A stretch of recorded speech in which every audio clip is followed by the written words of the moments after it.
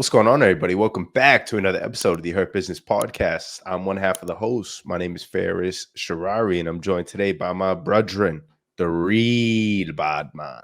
Sup, gang? You got to say your name, brother. You got to tell the people who you is, man. I know they know, but you do it for me every time, bro. You don't give me a chance. That's what she said. All right. We got a lot to talk about today as we continue to be streaky here on the Hurt Business Podcast. But we are coming back. We are gripping back onto a schedule as the fights are pretty consistent, right, through the end of the year, and I'm pretty excited for that.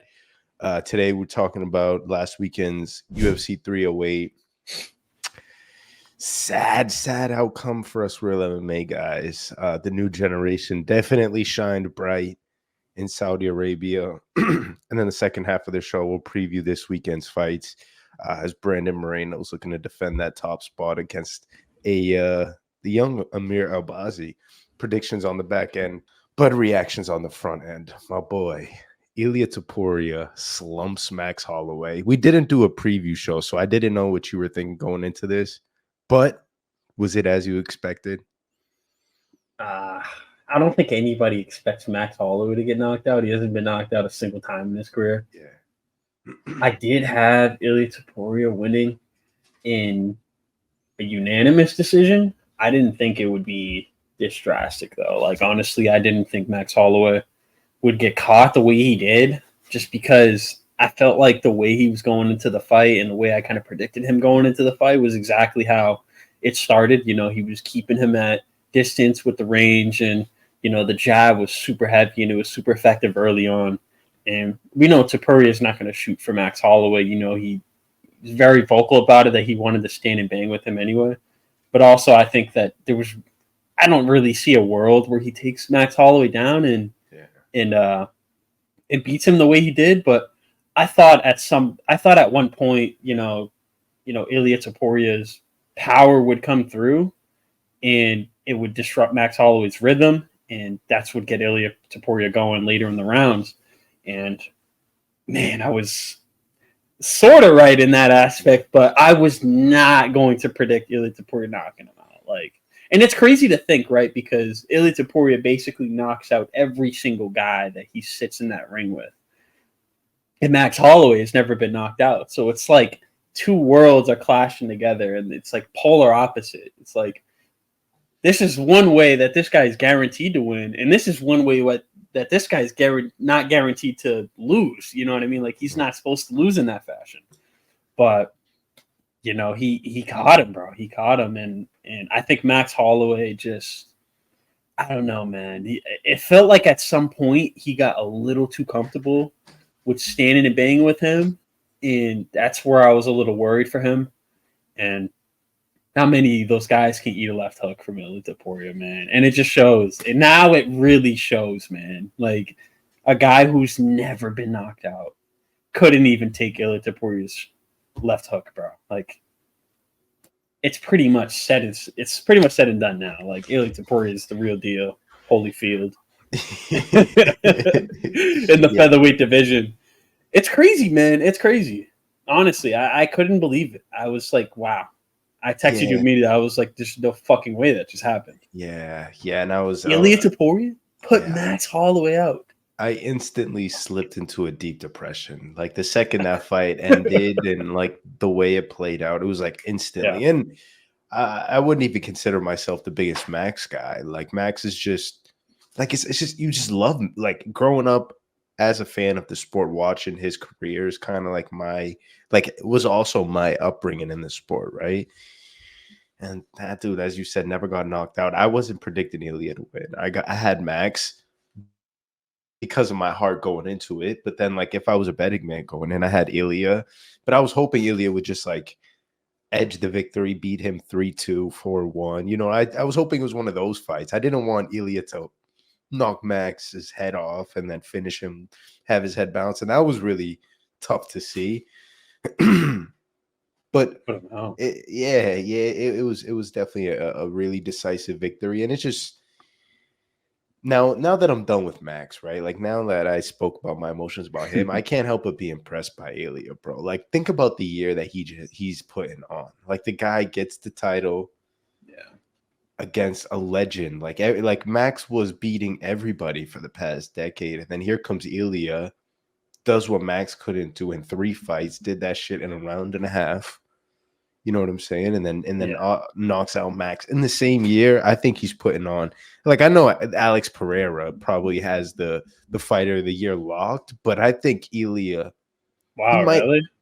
I feel like he does, right? The quickest to I 3 was title defenses in the history yeah.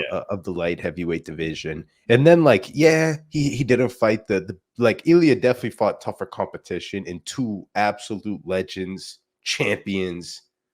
And maybe Alex hasn't fought that level of comp. So that's the only argument for Ilia.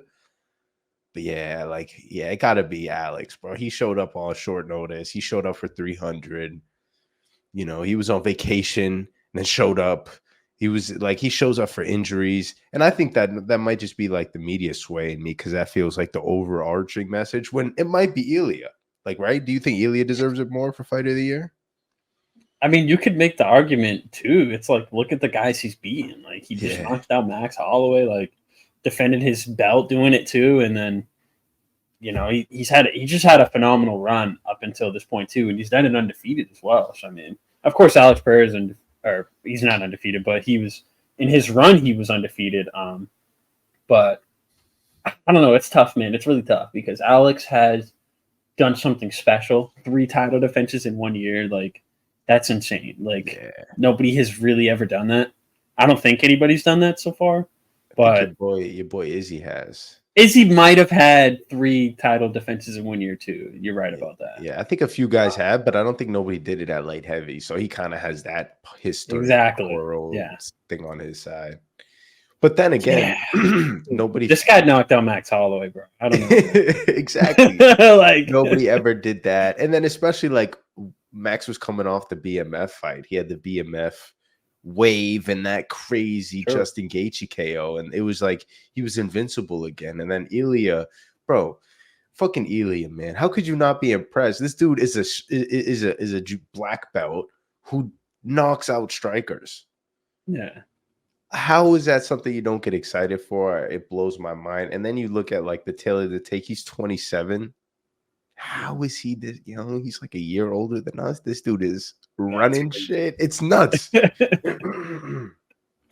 It's nuts. Crazy. But it goes to show like the dude is absolutely there, legit.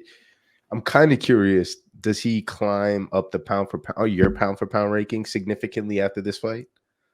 100%. If he doesn't climb up your rankings, then you're not looking at the rankings correctly. Like this guy is either number 1 or number 2. Oh shit! Like he jumps everybody. It's either Alex or him, number 1. Yeah. Honestly, I think it really is one of those two. Wait, you don't think John Jones is the pound for pound? Stop it, bro. Nah. Stop it. Pound for pound rankings are done every year. It's who's active in the year. It's what they've done in the year. And John Jones has done nothing this year. He's done nothing. Yeah. How does he deserve pound for pound rankings? He hasn't even fought this year. Exactly. That's that. I agree 1,000,000%. But I know you've seen the Dana clips where he's adamantly argued the other side, saying that John Jones is because look what he's done, and now he's at another weight class. And like on paper, you can paint the argument, but like we know what it is. But go ahead, Dana White. Dana White is the weirdest. Like honestly, I don't hate Dana White as much as other people do, but like Dana is just so weird sometimes with like over the years, like with his relationship with John Jones. Like he's hated John Jones at one point, and then now he's just glazing him to oblivion. Like this guy couldn't get off his dick this year, bro. Like legit would not stop riding John Jones. And I think it's obvious what he's doing. Like this guy's hyping this last fight up with John Jones and Stipe. Like he's trying to make it something more than what it is. Like can guarantee you nobody cares about this fight as much as he thinks. Like yeah. John Jones hasn't fought in 2 years. Like it's what Dana does, bro. He's ultimately building the next pay-per-view build up, right? He's Yeah. building that up. That's what it is. That's all it is. But Max, man, Max and Ilia. So Ilia's he's 2, 3 on your list because you got to think about Islam too, bro. Islam's been consistent and been there. Yeah, Islam has, but then I look at the competition of like I'm comparing and I'm just trying to think they've all fought good people, but yeah, I don't know, man. I think Islam knocked out Volkanovski, but Volkanovski wasn't part of that weight class. Maybe Justin Gaethje, which is like Justin Gaethje. You know what I mean? Like that guy's supposed to lose to Islam on paper. And then Alex Pereira's Khalil and dude, it's tough, man. It's really tough, but sorry. I might honestly have Alex Pereira on as number 1. Just because he was bouncing around the weight classes as he was doing his title run. And, at this specific title run, this hasn't been done. So, I mean, that alone is enough. But Ilia is a sharp number 2. Like, he's like right at number 1. He's like butt to butt with Alex Pereira at number 1 for sure, in my opinion. Yeah, those two definitely have had the best 2024 out of any fighter by on far. the roster. Yeah, it's just tough because Islam, I think, definitely deserves to be in that top 3. And then there's John Jones. So yeah, no matter how you slice the pie, those are definitely the top guys. I don't know about John Jones, but yeah. All right, for Max, I think it's time, right? It's time you move up. It's time 155 becomes your home. It's time for you to maybe put the 45 weight class behind you and look forward at a new direction. What do you think? Yeah, I mean it's tough too because he was so special in this weight class, and we've known him so many years to be in this weight class. And he was so special in this weight class for a reason, right? Like it's it's the featherweights, and this guy's like abnormally large for a featherweight. Yeah, and that's what kind of made him special here. But he won't feel as special in the lightweights. I feel like we won't feel that special like Max Holloway effect in the lightweights because we got Dan Hookers in there, and there are lengthy guys for the lightweights, and so he won't stand out as much in that aspect. But he's still an excellent fighter. He's still a skilled fighter. Still got a lot in the gas tank. I feel like we got a few more years of Max Holloway fighting, so I think he will probably most likely find his home in the featherweight after that fight. I would feel, but you think he stays at featherweight? Because I think I think he does. I think he does because Ilia did say he wanted to fight him again, and Ilia's not going to leave this weight class by any means. Yeah, this is Ilia's. He basically said he'll fight Max Holloway again one day, and I feel like that's enough for Max. Like I feel like he'll run through these guys in the bottom rankings again, and or unless he fights Volkanovski again, they got problems. Nah, I think it's time because if he sticks around, it's like all right. Now it feels like Ilia's fighting Volk next. It feels that set in stone. Volk came into the octagon while Ilia was doing his post-fight speech, which, by the way, like Ilia, I was so saddened by it. He just put Max away, and then I'm just like, yeah, fuck this dude. And then he puts on just just the most humble post-fight speech maybe ever. Yeah. Like I remember specifically DC asked him, Volk's here. Do you want to fight him? Do you want to fight Diego Lopez? And he was like, honestly, I want to just give both those guys a hug right now. Like just such a nice thing to say in that moment. And then Volk came in and it was just hugs and just good times. And that made me be like, all right, this guy's kind of cool, and made me admire the whole performance a lot more. But back to the original point, Max staying at 45. Volk gets the shot next. Regardless how that fight plays out, Max probably needs one more. He can't just do the Colby Covington and just wait around. That's not his style. And then who does he fight? Diego Lopez? Fun ass fight, don't get me wrong.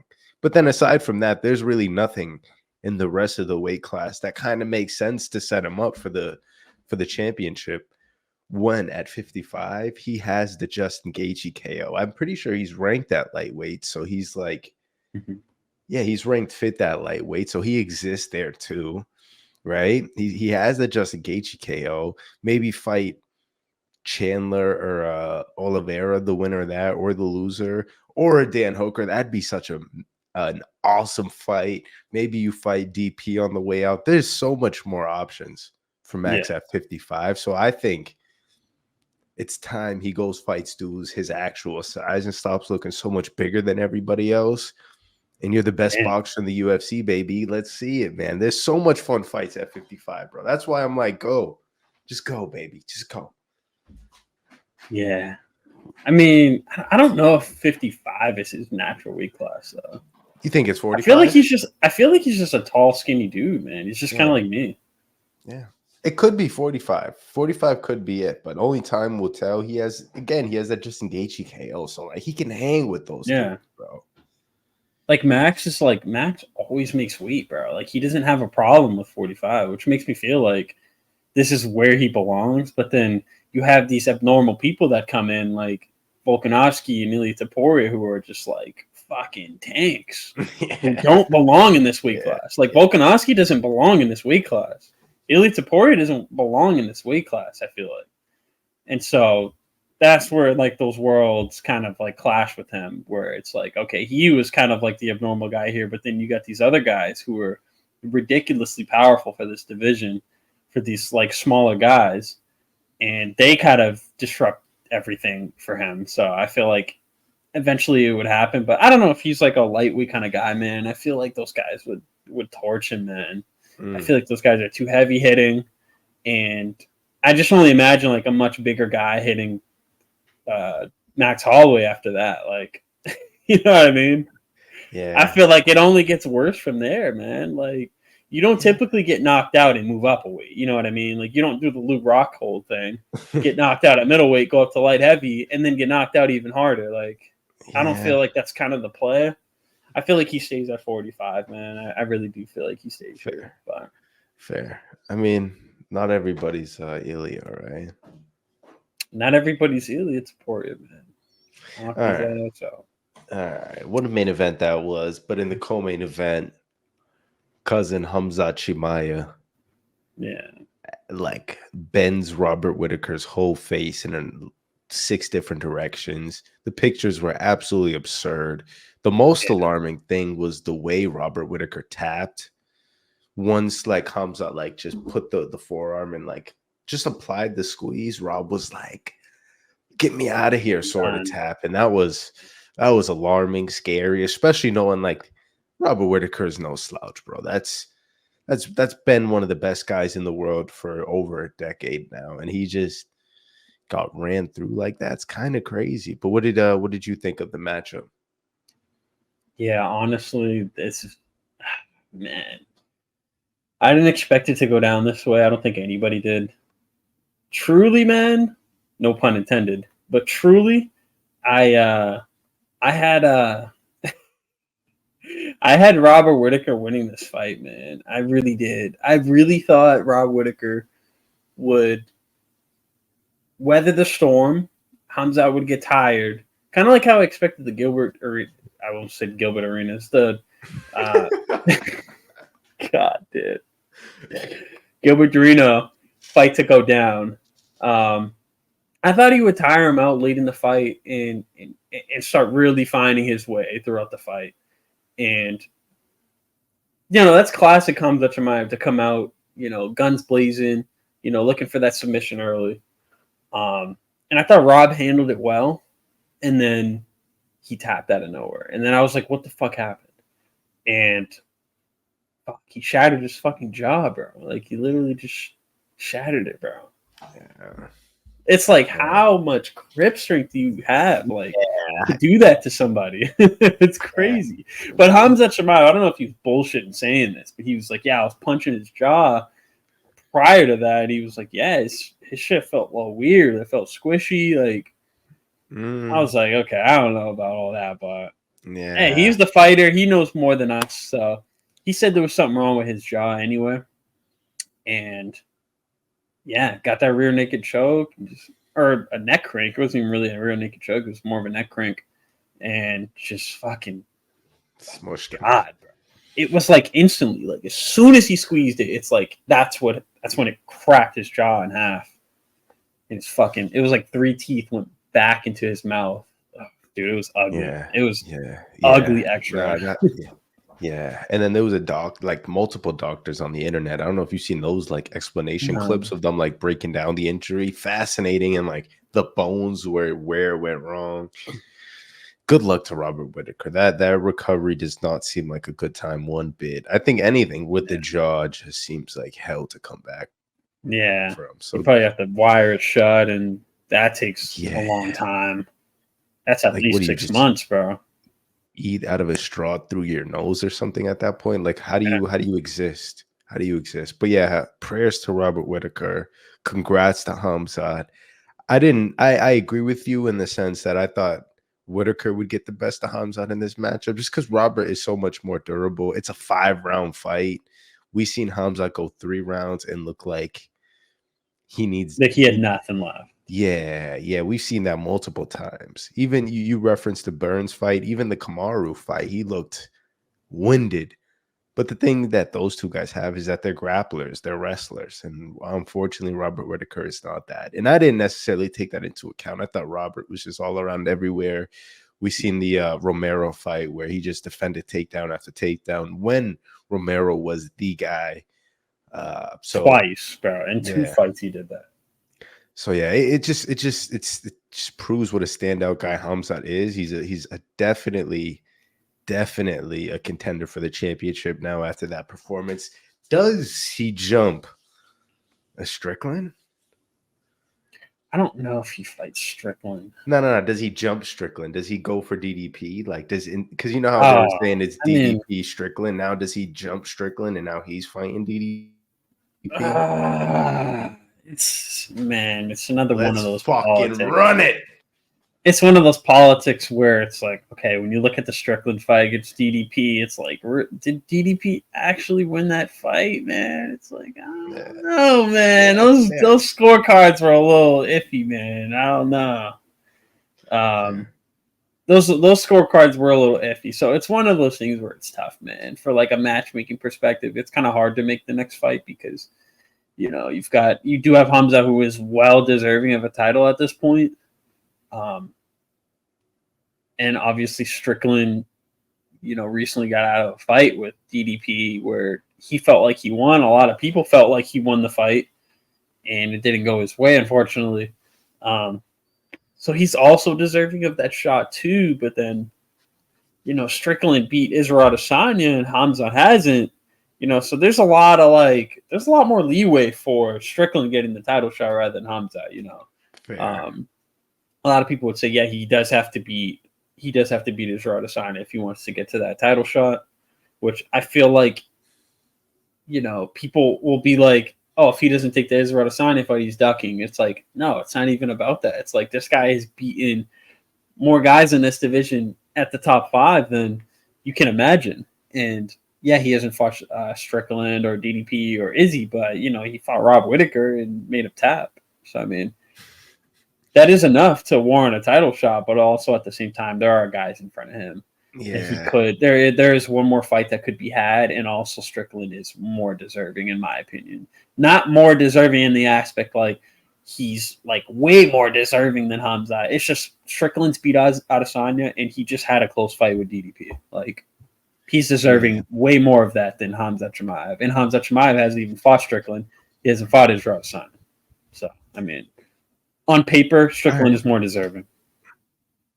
Fair. Respect. So you want your boy Izzy to fight Khamzat next? Is that the fight you want to see? I think that's the next fight to be had. Honestly, I think that's the next fight to be had. I don't think Khamzat will take it because it's too risky. One for him. I think it's a risky fight for Khamzat to take because it's a fight he could lose, and that ruins his title shot chances. He's got to fight another guy under him. Will Khamzat want to do? Will Khamzat want to do 2 more fights after losing to Izzy? If he loses to Izzy, would he want to do that? Probably not, bro. After seeing the way Khamzat just beat Robert Whitaker, he gotta be the favorite when if he fights Izzy next. Like I mean, I that, wouldn't be surprised. it's But a risky fight for both guys. Don't get me wrong, but Izzy is cutting. I mean, I don't know if I'm Izzy. I'm taking that fight. I think I'm like skip. I don't know if Skip. it's. I wouldn't say it's a risky fight for Izzy because I mean, Izzy has already had the title. He's made it clear that he just wants to fight people at this point. He doesn't care about the belt anymore. It's more of a risk for Khamzat because Khamzat wants a belt. Yeah. So I feel like him fighting Izzy is a risk. Like he could go fight DDP and get the champ, no doubt. I'm taking Khamzat over DDP any day of the week. But him fighting Izzy is so dangerous, man. Like on the feet, like he'll give so many problems to Khamzat, but Khamzat will also give a lot of problems to Izzy. You know what I mean? Didn't even give Robert Whitaker a single exchange opportunity. He didn't even they didn't even exchange jabs or feel outs. Nothing. This dude shot off rip. His first move was a double leg. If he does that versus Izzy, which I assume he will, that has to be his game plan: is wrestle, wrestle, wrestle. He'll smash Izzy, brother. Izzy is so dangerous on the feet. The guy is world-class kickboxer. But then also, Izzy's like, never... We're talking about specialist at this point. This is like creme de la creme of wrestling. You remember, brother. You remember Khabib versus Conor? You know? Kickboxing versus that sumo grappling. You remember that shit? Yeah, but remember how that one ended? Conor doesn't have any takedown defense, and Khabib is Khabib. So that's a very different dynamic we're talking about here. Izzy has incredible takedown defense. Based off what fight? What fight do you say this guy's takedown defense is fantastic? Well, I mean, Rob Whitaker couldn't take him down. Yoel Romero couldn't take him down. Yoel didn't do anything that fight, and Robert Whitaker's not. Well, yeah, that's saying something. Isn't that saying something that a wrestler didn't even want to get into a wrestling exchange with Israel Adesanya because he couldn't. Bro, that was an all-time poopy, stinky wrap it up and throw it in the garbage fight. And you remember that one. They just stood there for 5 rounds. They didn't even neither guy did anything. Yeah, I'm not saying it wasn't, but I'm saying it also says something that Yoel Romero didn't want to do anything either. Izzy didn't want to do anything either, but it also says it about the other guy too. Like again, we're comparing tomatoes to apples here, like two completely different things.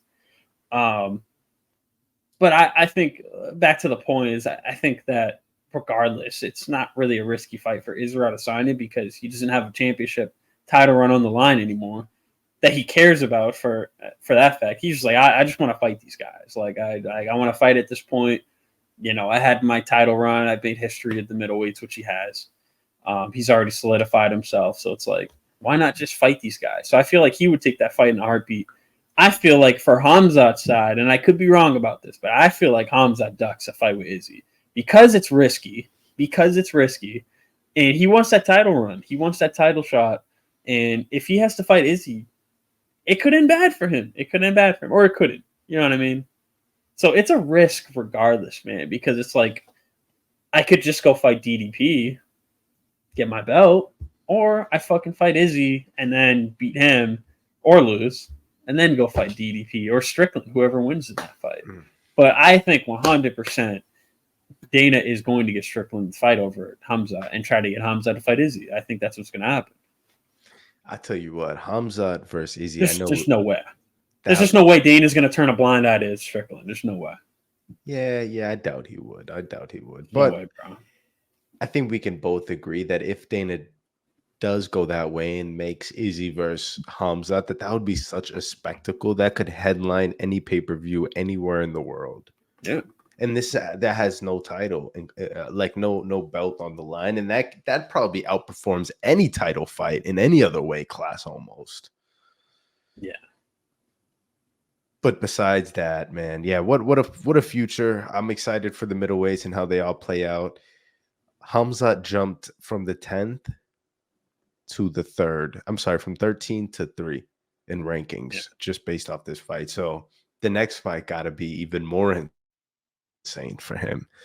And I believe he'll fight everybody, brother. That's how them dudes handle it. I just hope he can keep his health in order and everything in line, and he doesn't catch nothing, or nothing catches him, and he just, remains healthy and shows up in a few times in 2025. Because every time, like, he had that insane run when It's he something. first entered the UFC. He like fought 6 times in 2 years, and then he like goes ghost one time, only in October for this Abu Dhabi card.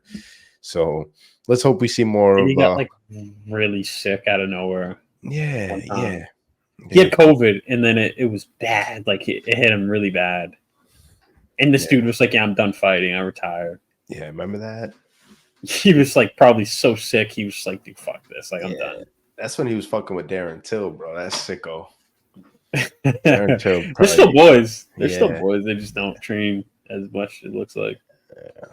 All right. Enough on the middleweights. The rest of the card was pretty smooth. The main card especially was on fire. Let's run through these. Magomed versus Rakic. What'd you think about that one? Yeah, I thought it's exactly how I thought it would end. Magomed is, in my opinion, just clearly the better fighter, clearly the better striker, the better grappler. I don't know. I just don't trust. I haven't trusted Rakic's ability to beat any of these top guys anymore after that injury he had a few years ago. What was it, like a broken leg or something? Yeah, something really bad happening. He did some nasty happening. I can't remember, but yeah, he's been kind of on the down slope. But not to say that fighting a Magomed is like something bad. Like you lost against one of the best guys in this division. But I like Magomed. I thought he was great. He did everything he needed to do to win. Wasn't like super exciting, but he just got the job done. But I love how he's just like ready. Like he's just like, bro, like why am I not fighting for a title yet? Like what the fuck is going on? Yeah. Who did he call out? It was a funny call out. I can't remember. Alex, wasn't it the champ? Alex? Yeah, he was like, he called out Alex Pereira. I was like, that's so random. Like, yeah, I don't think it's random, bro. He I mean, it's not random, but it's just out of character for him. Yeah. And it shows how tired he is of just not fighting for a title at this point. Facts. I agree 100%. Like he just his whole time is just give me the next best guy. I want to fight the best guy, the next guy, the best guy. And sometimes you have to say the name. And a lot of guys, they just skip out on that part. They just say the humble thing. And it's like, it'd be so much cooler if you call somebody specifically. Like just say a name, any name. It don't even matter who. And he called out the champ, and that's the fight that got to happen next. Although I think Magomed has such a boring style, and in this one he was like, "I'm not going to shoot a takedown. You guys think my grappling is boring? Watch this." He stood up for 3 rounds, and it was just as boring. And I'd also blame Rakic for that. Rakic is also not an exciting fighter, so it was just for me, it was not an exciting matchup. So I had no money and no investment in this one. I completely sat out. But yeah, I assume he's next for Alex. Yeah, for sure. Lerone Murphy, Dan Ige. This was a super fun fight, man. Lerone Murphy, the undefeated guy from UK, London. They're comparing him to Leon Edwards and putting him in the Tommy Aspinall bracket. And then his first really tough test in the UFC, Dan Ige, 50K. What did you think? Yeah, he starched Ige, man. Nah. It was closer than that. Don't do that to my boy Ige. Ige dropped him in the first round, and then he did. Yeah, he did. Murphy really turned it up after that. He responded. Yeah, he responded very well after that. And won the second, won the third. Decisively, and honestly, as the fight progressed, Murphy looked really good, and it was just more and more a dominant return on his end. Yeah, I agree. And then he called out Josh Emmett, which I thought, this is what you do in this moment, fellas. This is take notes, young cats. This is what you do. You call your shot. Not that I'm saying Josh Emmett's a fun fighter, but it'll make for something exciting. Josh Emmett's fun. Come on. Yeah, he has some fun wins. I'm just talking shit. Opening up the main card, Shara Bullet had a brand new move displayed. The first time ever, a double spinning back fist. Or was it an elbow? I don't know. He threw the first spinning attack and then reversed into another spinning attack and starched Pichosny. And what was a close fight to that point. It was really back and forth. Chara was wearing the damage, and Armin was applying pressure the whole time. And Armin was winning the fight, in my opinion. Yeah, it was a good until one. He got knocked out. Yeah, it was good. Chara is good though too, huh? Like Chara can throw some really, really creative strikes with his feet, with his limbs. He is an interesting guy. He never shoots. Like he's not like a typical Magomedov where he's like shooting takedowns and wrestling. Like this guy can fucking stand and bang with people, and he's fucking blind in one eye. Like, what the fuck? Like, can you imagine? Like, I imagine if like I'm fighting this guy, like I'm going for that eye, bro. Like I'm going for the eye you can see in. I'm fucking jabbing the fuck out of that eye, bro. And then you're defenseless. Then what can you do? Yeah, you can't see after that. But yeah, I've never seen anything like that. That was crazy. Fucking double backfish, bro. Just yink, yink, knocked him out, bro. And he walked off with it too. I honestly thought, like, damn, I was like, this guy's done? It didn't look like the guy was like done, bro. It looked like he just like, got a little dazed by it, fell down. But damn, I didn't think the fight was over. But I guess he was out. Yeah, he was not in good shape, bro. Yeah, a good stoppage on the ref. I think it was a perfect highlight. And I also just kind of want to know, like, what's the story on Chara Bullet? Like, what should we expect out of him? You said he was blind in one eye. We know that, but like, he's only fought in overseas. He's never fought in the U.S. He called out Holland. He called out Holland on a Denver card earlier this year, but then we hear he can't because he won't get cleared by the commissions.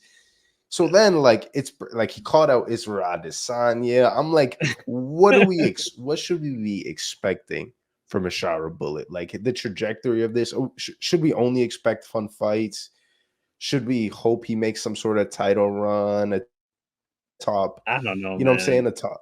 Like, what should we be expecting? Is my question. We get like maybe 2 or 3 of these cards a year. He only has a chance of fighting on one of them. Like, I don't know, man. I don't see it really happening for him. Although he did have some pretty good activity this year. But then again, like you look at the people he's fighting, it's like, these aren't really guys that I'm like over the heads of, like, you know what I mean? That's like, the point. Is this like the UFC just feeding like the guys that they just want to, dwindle out of the UFC to Chara just to make fun performances? Possibly. But like, I don't know, man. Yeah, the guy's entertaining at the very least. So let's keep feeding him something. Yeah, I don't know. I don't know what to expect of him. I have been enjoying what he's been doing. He's an entertaining fighter. He puts on an entertaining fight every time I've seen him in the ring or in the octagon. So I just want to also add he's in the top 15. Which is crazy. So now he must be fighting top 14, top 15 guys here on out. Yeah. Which is so crazy. It's so crazy. And I don't think it's getting talked about enough. Give him Derek Brunson. Go fish him out of the PFL retirement fund. Wait, is Brunson actually in PFL? Yeah, I think his last fight was for them, and then he just like disappeared. He's like coaching basketball in North Carolina or something. That's kind of scary. Yeah. All right. Yeah, this UFC 308 card, it was even the prelims were pretty entertaining. My favorite fight, of course, was the fight of the night. I'm not even gonna attempt these guys' name, but it was the Robetsky and the Orlabi fight. Orlabia. Mm-hmm. The one where the dude's eye was like, and they were scrapping. That was an absolute war. Gangsters back and forth. That was the fight of the night. Absolutely. Jeff Neal, another one. Yeah, Jeff Neal, fucking, oh God. Yeah, that was bad. I think Rafael, like, he definitely came in with some sort of injury and just could not get going. Yeah, something was off. Yeah, something was clearly off with him. Yeah, that was fucking rough to watch. Also, the Chris Barnett was rough to watch as well. That was rough. That was a tough one to watch. He fucking slumped him. Yeah. Yeah, that was Jesus bad. Christ. Yeah, he like injured himself like during the intros, hopping or jumping around while Bruce is calling Fucking you, just doing goofy. stupid shit, bro. Like you're coming off an Achilles injury, like you think you should be doing the fucking LeBron James right now, bro. Just and then they match him up with this like 6'5" dude. You know what I'm saying? Like they give Yeah. Chris and he almost hit him with that spinning back kick, the heel kick at one point. He almost Yeah. like Kennedy did one of those. Otherwise, he would have got clipped. But yeah, it was a not bad card. I would say I was locked in from the Yeah. first fight on. It was straight. It was a good time. I kind of enjoy the earlier cards, East Coast time. So I'm not mad at it. Solid, UFC 308. solid card. A lot of people say this is their card of the year, but I don't know about that. Oh, hell no. Hell no. I don't know about card of the year, Nah, but we'll talk about that like 2 months from now, like towards the end of yeah, December for sure. But nah, bro, there's yeah, so much better cards to talk about. yeah. All All right, right. moving on. Let's Pretty talk much a little does it bit. for 308. Yeah, yeah. Excited for your boy Moreno and Albazi. I feel like these are both my boys here. Yeah, these are guys you like typically. Yeah, these are two guys that I typically root for, and also like you never see anybody with 2 ties on their record. How does Brandon Yeah, Moreno have 2? He's 21-8-2. 2 ties. 2 Was it ties. Biggie for one, and then I forget the other one. Yeah, probably Figgy twice. But anyways, Amir Albazi, Brandon Moreno headlining this weekend. I think they're traveling for this card. I don't know where they are, but they are somewhere. What do you think about it? Yeah, I mean, I like Amir. I think this is a great matchup. I feel like I don't know. I feel like at this point, Moreno has kind of seen everything there is to see, and part of that is from fighting David Figueiredo as many times as he had, because I feel like Figgy has brought the best out of Moreno as far as like competitive wise. It's made him much more of a competitive athlete for Brandon Moreno, but also at the same time, he's basically seen all there was to see in this division, specifically as far as like power, speed, grappling, the submissions, the takedowns and all, basically the whole nine. Like he's seen everything out of Figgy. And Figgy's just so well rounded in that aspect. So I feel like, with Amir, it's like, okay, like he's basically fighting Figgy, but like a less dangerous Figgy. You know what I mean? A less, a Figgy that doesn't take as much risk. You know what I mean? Like, as far as Amarabazi fights, he's a great striker. He's really heavy, but he's super grappling heavy. Like, Yeah, he's gonna want to go for the takedown. Like, he can stand and bang, but he's always gonna look for that takedown. By any means, and he's very, very persistent with it. And so that's what I feel like can make this fight close for Moreno, is the fact that he's just a little bit more by the book. And, he's not as, he fights orthodox, but he's not as orthodox as Figgy is. He doesn't take as many risks. And I feel like that's very different from what Moreno has seen over the years. And I feel like that can kind of mess with Moreno a little bit, and in my opinion, is somebody who's not going to be bum rushing him in the face, somebody who's actually going to take their time and give you different looks and make this a competitive fight for you. And we've seen that in the last fight with his fellow Brandon Royval, who gave him a very tough fight. A very tough fight in the grappling, not only on the feet, but also in the grappling, the wrestling. He made it very, very a compelling 5 rounds for him. And I feel like Albazi can do the same thing. And I don't know. I feel like most people would probably go Moreno in this fight just because he's just more well-rounded in the aspect. He's got more speed. He's got more grit. Also a high-level grappler. He's got 11 submissions. Like, he's really good. Like, Moreno has seen everything. Like, he's a veteran at this point, and he's only 31. And so, I don't know. I feel like he'll be hard. He'll be hard when fighting him in the pocket. Those exchanges over 5 rounds. The striking will be hard for Amir, but I feel like Albazi is just going to make this a very, very gritty fight on the fence and on the ground. And I feel like once he gets Moreno down there, he can hold him there. Like once he's down, he's done it to the best of the guys in this division. So he's also knocked some of these guys out. I don't think he'll knock Brandon Moreno out, but I don't know. I like his grappling in this. He's a little bit more persistent with his grappling than Figgy can be at times, just because he's a little bit more well-rounded and he kind of carries his grappling very well over 5 rounds, whereas Figgy's just he's just insane. Like he doesn't have a game plan. Albazi will have a very good game plan for this, but I feel like he can squeeze out a decision in this. Don't think he finishes Moreno, but I think he squeezes out a decision on this. My opinion. Yeah, which if that's how it plays out, it'll be such a boring, stinky, poopy fight. It'll mean that Albazi is just like striking to set up his takedowns and getting a lot of control time. That's all his fights, though. He sets the grappling up every time. He takes him down. Yeah. So you're going Albazi? I'm going Albazi. I just feel like he's a little bit more top heavy, and I feel like he'll find those takedowns at some point. But he does have to be very patient. I feel like he has to be very patient, which is good for him because, like I said, Moreno is used to fighting guys who are just bum rushing him and getting in his face, and I feel like he'll be able to find some good exchanges in this matchup. Brandon Moreno's not as like I said, I didn't even mention Moreno too much, but Moreno's just, he's never seen anybody like Moreno, I feel like. Albazi is not really seen a guy like this, but, Moreno has definitely seen an Albazi before. Yeah. Just more controlled, Agreed.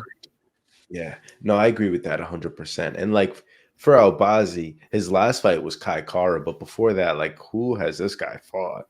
Yeah. Good luck figuring out who that is. And on the other side, you have Brandon Moreno, who's kind of been like at the top echelon of this flyweight division for the better half of this past decade, and in title fights and in 5-round wars. And that experience, man, that could do good and bad for you. But I'm going Moreno, bro. I think he's more dangerous. I think he can present a lot of issues for Albazi.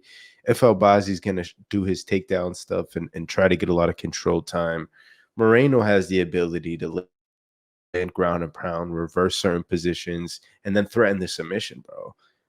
Like, Brandon Moreno can really fuck somebody up, and I think he's going to win. I think at some point he's going to get a finish on Albazi. I don't know if it'll be like a submission finish or a KO finish, but if I'm putting my money, I don't think it sees the the full distance. And it's been a while since Moreno has got a finish, so I hope it goes his way. Actually, take that back. He finished Kai Kara, but yeah, I'm going the assassin baby Moreno, and that's tough for me because I really like Albazi. That's kind of my boy too. Yeah, I like this matchup in general, but I think Albazi is, I don't know, he's a little bit more dangerous than you think in the grappling. Yeah. Fair. He's fresh. And so is Moreno. I would have never thought you'd say Moreno knocked this guy out. I don't even picture him knocking Albazi out in this fight. Yeah. A unanimous decision, if anything. Knockout. That's an interesting take. Yeah. I just think finish. I think maybe submission, maybe rear naked choke, maybe Albazi's just tired and just gets, the tired strikes versus like the hurt strikes. But give me Brandon Moreno on the books, peeps. You got some stock in Moreno, man. I don't see him finishing this guy at all. It's my boy, dog. We'll see. I mean, we'll see Saturday. I don't see a finish at all, but fair. We'll see. Fair. All right. The co-main, Aaron Blanchfield, Rose Namajunas. A big step. Not really a big step up.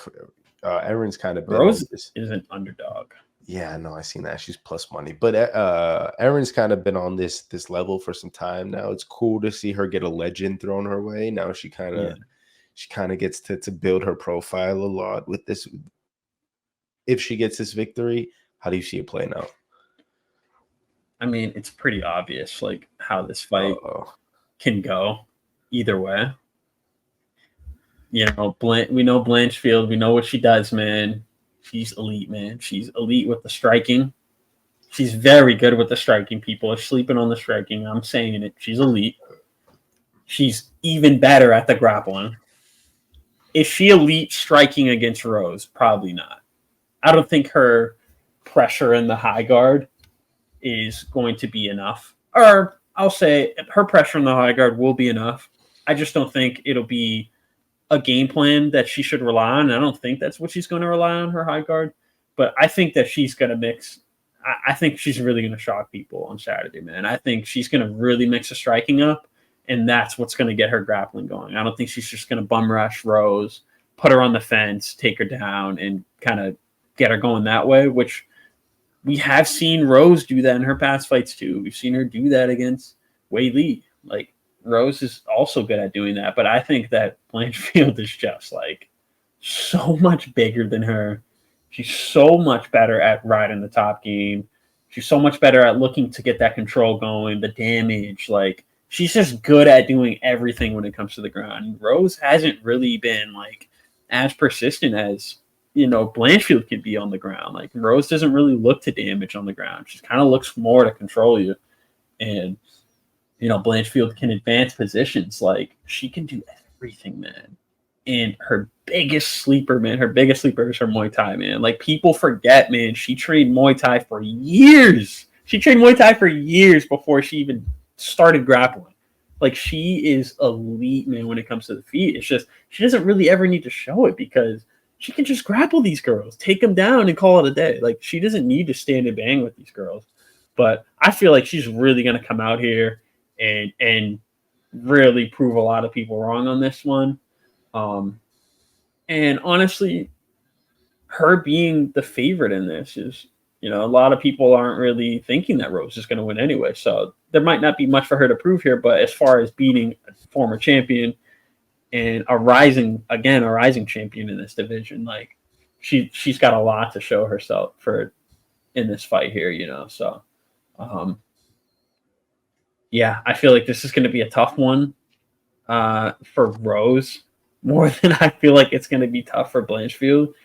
I will give Rose the advantage in the striking just because she's so well-rounded and she's been training at the highest level for years. Like, I have to give her some credit there. Her movement is just phenomenal. I feel like that'll give Blanchfield some problems. She'll hit her with the jab a few times. You know, she'll start to bust her up. Her kicks are so dynamic too. Like, she can kick from any angle. Like, she's phenomenal, man. She is a true mixed martial artist. Yeah.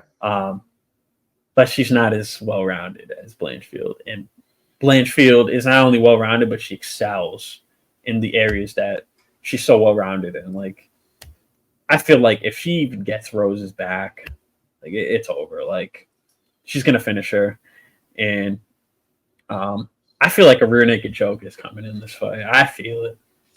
Yeah, I feel it. It could be a sub. It could be a sub, or it's more likely going to be a unanimous decision for Blanchfield, in my opinion. But I'm going rear naked choke. I'm putting money on it too. Let's do Put money on it. I got you bold after my last prediction, huh? Now I got you hunting finishes too. Well, this is the more realistic finish than you're fucking. The Moreno we trust, but nah, I agree with everything you said. I think Aaron's gonna itch this one out. I see why the match, like the bettors have this one slightly towards Aaron. I think Rose, again, she's a legend. She was dangerous everywhere. There's an experience thing that I the only part that I fear for Aaron is the experience thing. Like, there's a part of Rose that's been in all these different bad positions in title fights, in high level, high stakes fights that everyone's never seen before. So I don't know. There's parts of me that think this fight can go like Rose's way in a weird, like in some way. Like, maybe, I don't know, Aaron gets injured early and doesn't know how to respond with the injury and just gets demolished for 2 more rounds. Like, something weird could happen and Rose could just be the smarter fighter and win that way. But yeah, I think Aaron is just younger, just has more weapons as of today than a Rose Namajunas. So I also think Aaron, but I'm going by decision. Yeah.